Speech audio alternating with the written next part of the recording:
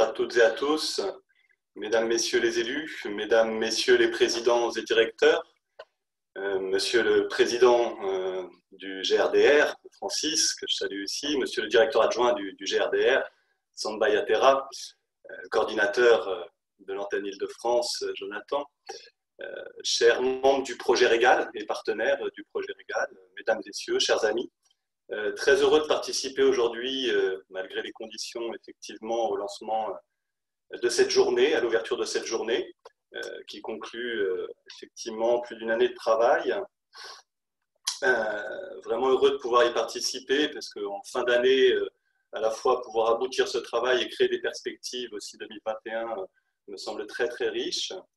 Peut-être situer rapidement d'où je parle, en tant qu'effectivement responsable, donc directeur de la Cité des métiers de Paris et de la Cité de la Santé, qui est au sein de la Bibliothèque des sciences et de l'industrie, qui est au sein d'Univers Sciences, et également en charge du label de la représentation pour Univers Sciences, du label Cité des métiers, qui est donc une marque Univers Sciences déclinée dans 6 pays et dans 27 territoires, donc 27 cités des métiers en Europe.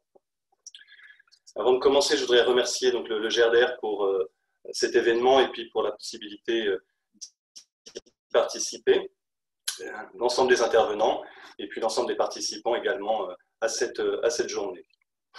Peut-être un mot sur la Cité des métiers. Qu'est-ce qu'une Cité des métiers? Et je ferai le lien avec la question de l'articulation des temps de vie. Une Cité des métiers, c'est un tiers-lieu de l'orientation. C'est un Fab Lab des métiers et de la vie professionnelle. Et dans cette perspective, on s'inscrit totalement dans les enjeux, aussi bien au niveau local, national qu'européen, dans les enjeux de l'éducation et de la formation tout au long de la vie.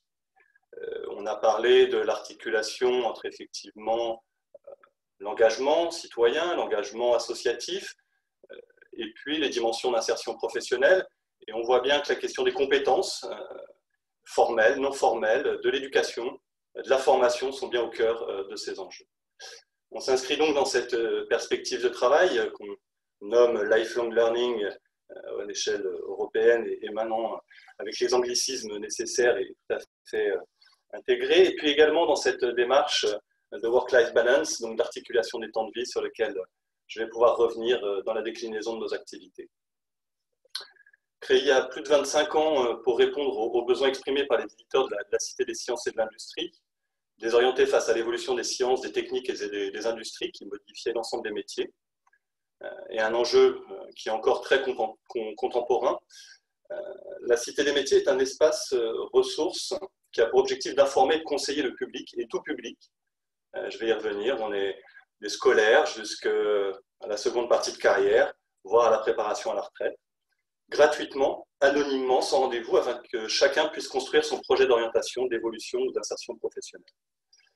Notre mode d'organisation est un peu particulier, puisque la Cité des métiers est un écosystème multipartenarial qui associe l'ensemble des acteurs concernés par la vie professionnelle. Donc, Pôle emploi, je salue Félicité, présente ici, qui est un partenaire de très longue date de la Cité des métiers, mais aussi des structures comme le GRDR, qui sont également partenaires, comme l'a souligné Jonathan, depuis maintenant plus de 10 ans.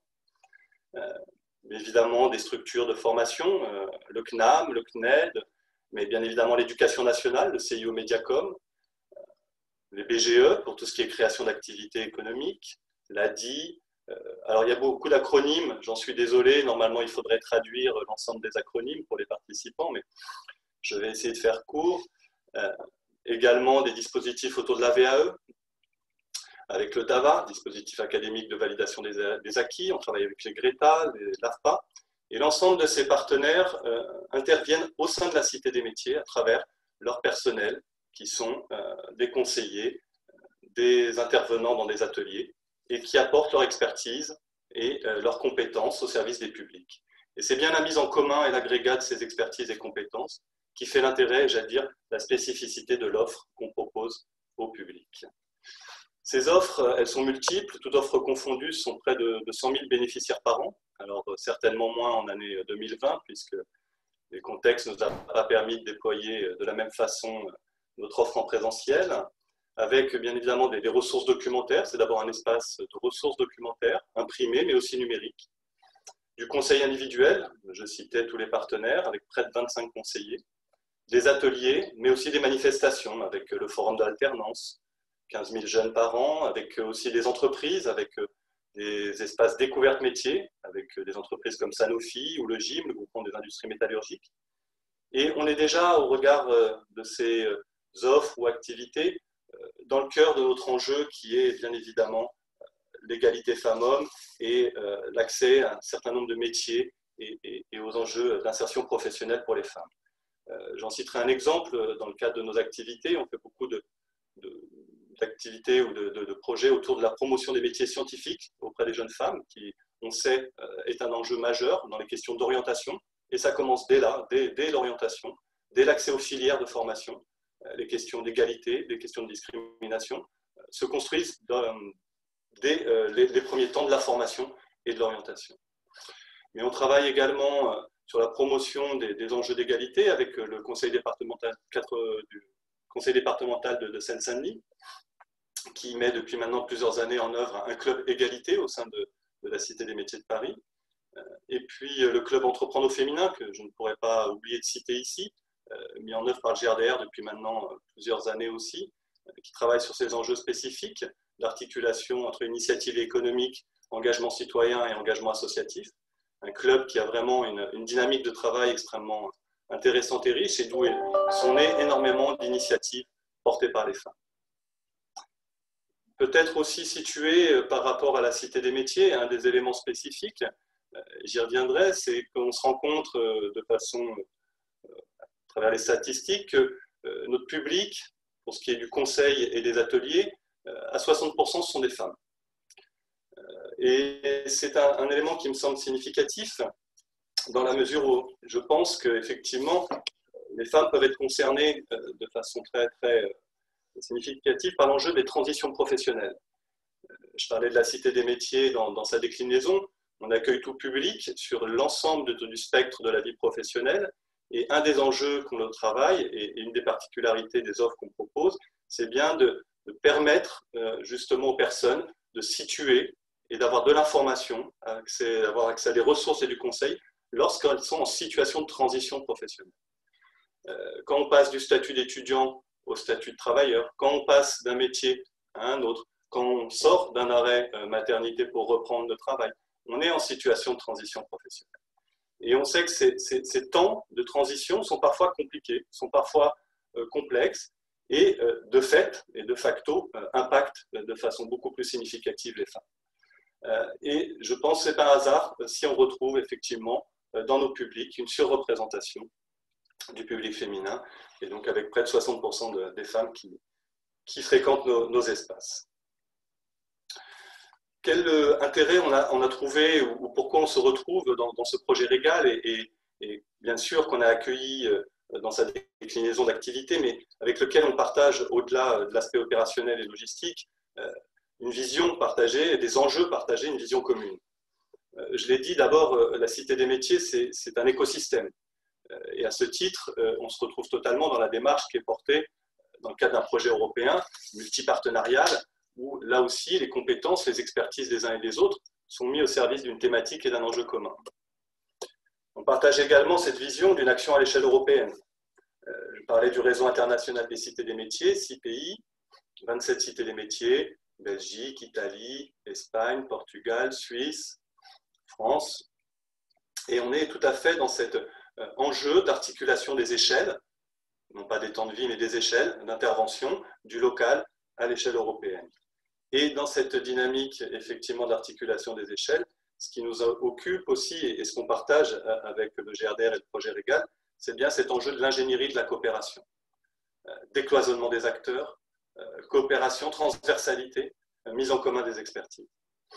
Et enfin, bien évidemment, je l'ai situé par rapport aux enjeux que représentent effectivement les offres, en tout cas la déclinaison des offres que l'on a vis-à-vis du public, l'enjeu de la thématique de l'articulation des temps de vie et de l'insertion professionnelle des femmes. Un exemple très rapidement, notre mode organisationnel prend en compte cette problématique dans la déclinaison, j'allais dire, au quotidien de nos activités. Une cité des métiers est un lieu d'accueil de ressources, de conseils et d'information anonyme, sans rendez-vous gratuit, ce qui veut dire aussi que dans notre organisation, on a des horaires adaptés, ouverts de 10h à 18h, donc on couvre la plage horaire du midi, donc on essaye d'avoir des horaires qui permettent justement cette articulation des temps de vie. On est ouvert le samedi, là aussi pour pouvoir permettre une accessibilité, mais aussi avec des horaires aménagés, en soirée, on a des activités en soirée, avec des cours du soir.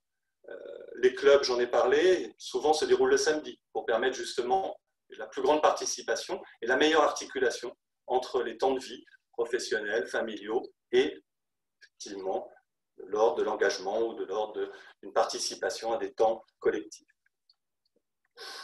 Cette idée aussi de pouvoir mettre à disposition ces ressources dans une logique d'autonomie de l'usager s'inscrit là aussi dans les valeurs et les visions partagées dans le cadre du projet Régal, avec cette dimension de citoyenneté active. Effectivement, l'insertion, ce n'est pas que des compétences professionnelles, c'est aussi un positionnement social, c'est aussi des compétences informelles ou des compétences qu'on appelle aujourd'hui transverses, soft skills, qui sont de plus en plus nécessaires dans les parcours d'insertion professionnelle. Et cette dimension d'autonomie avec effectivement les clubs, j'ai cité le club Entreprendre au féminin, qui l'illustre parfaitement, est aussi un enjeu majeur dans la façon dont on pense la relation entre guillemets à l'usager et précisément dans cette relation permettre cette articulation davantage renforcée entre les différents temps de vie, encore une fois familiaux, professionnels et sociaux. Peut-être un dernier mot pour ne pas être plus long et aller effectivement sur le terrain des pratiques, parce que c'est bien ce qui nous intéresse, et ça c'est un des aspects aussi majeurs d'une cité des métiers, cet enjeu de professionnalisation des acteurs, professionnalisation des intervenants en direction des usagers, et je parlais de cette logique d'écosystème, de mettre en commun l'expertise de Pôle emploi avec celle de l'éducation nationale, avec celle du CNAM, permet un renforcement des capacités aussi et des compétences des professionnels qui interviennent en direction des publics. Et pouvoir associer des acteurs comme le GRDR à cette acculturation collective avec les enjeux notamment d'égalité femmes-hommes et de lutte contre les discriminations est, à mon sens, de nature à renforcer là aussi les compétences et le positionnement des professionnels vis-à-vis de cette question et de ces enjeux. Peut-être donc un dernier mot sur cette question dans un contexte, comme l'a souligné Francis, de crise sanitaire, de digitalisation aussi de nos activités. La question prend peut-être encore plus d'acuité et encore plus de force dans ce contexte. Vous le voyez derrière moi, mon fond d'écran n'est pas très très joli. Je suis actuellement dans une salle de bain en cours de transformation en bureau. Et Jonathan le soulignait, c'est mon espace de vie personnel.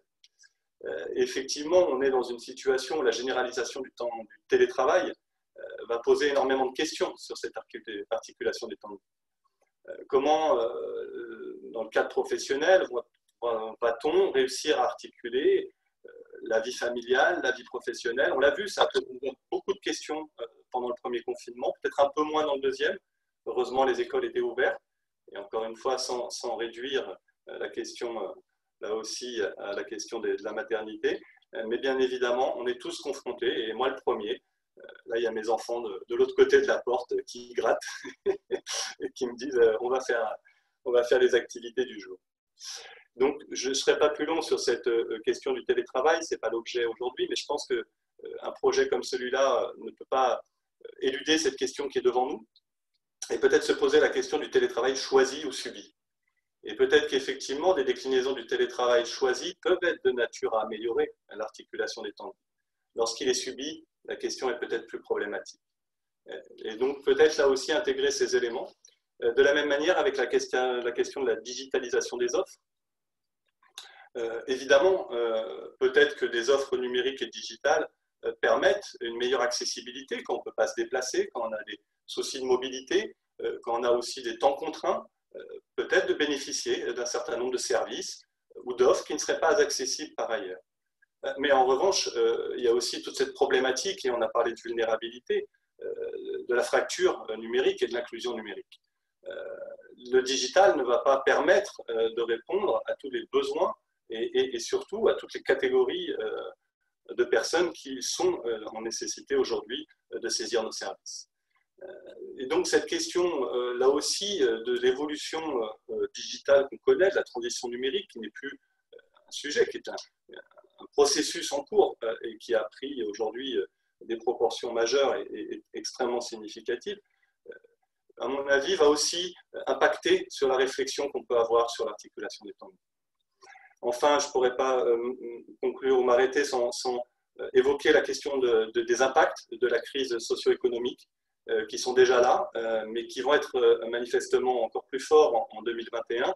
Et au regard de ce qu'on connaît, de la vulnérabilité, des enjeux de précarité, notamment sur les femmes, et qui concernent beaucoup les femmes, la question se pose aussi, quel va être l'impact de la crise sur l'insertion professionnelle des femmes et sur l'évolution là aussi de leur possibilité d'articuler les temps de vie en cohérence avec leurs projets personnels et leurs projets professionnels.